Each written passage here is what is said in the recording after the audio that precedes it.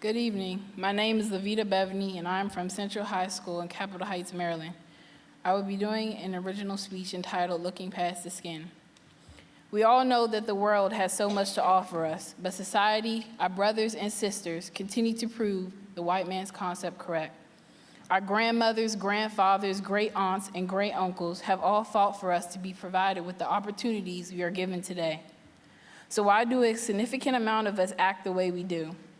Are you not grateful for what your ancestors went through? Do you not care what they contributed to the granting of your freedom? Nope, it doesn't matter how long ago slavery existed, there are still people out there who feel we should be shackled again. The meaning of the saying, "Don't judge a book by its cover," has lost its strength and importance, even for a book. Our people are constantly being judged every day for simply being themselves. And the unfortunate thing is many of us conform to the stereotype. Our young men and even women walk around with pants to their knees and use the most profane language mankind thought of. And why is it every time I turn the news on, there is a male or female's face staring at me while the reporter is talking about a crime they committed or how old they were and cause of death? We could literally be one of the most intelligent races on earth, but yet we choose to throw all of our energy into proving stereotypes right. We are a minority group, meaning there are not many of us, but yet we continue to murder each other and think it is okay. It's not. Don't get me wrong. Every African American is not a troublemaker. Of course, we have that handful of us who focus on schooling and striving to be at the top, not with sports or music, but in corporate jobs and businesses. These are the ones who know the potential we have. They should be the encouragement and examples for our lives, but unfortunately, the negative activities some of us participate in overshadow the positive. Some of us have even abandoned our own race. If you do not agree with something that is taking place, contribute to the solution. Don't give up and turn your back on your people, because at the end of the day, you will remain black. No matter what you do to your skin or hair or what you say, you will still be a part of the stereotype. As we all know, racism still continues till this very day. It would be wonderful if it could cease altogether, but we just have to come to terms with reality.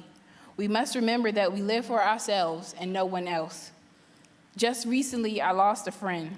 I will call him Brandon.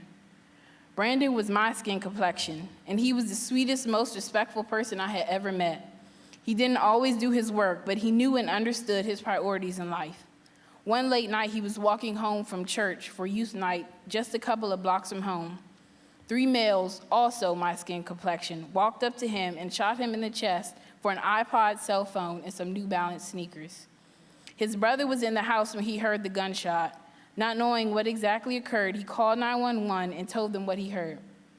A while later, the police called him back and told him his 15-year-old brother had been murdered. The story went up on the internet and the comments began to roll in. Typical black male on the street.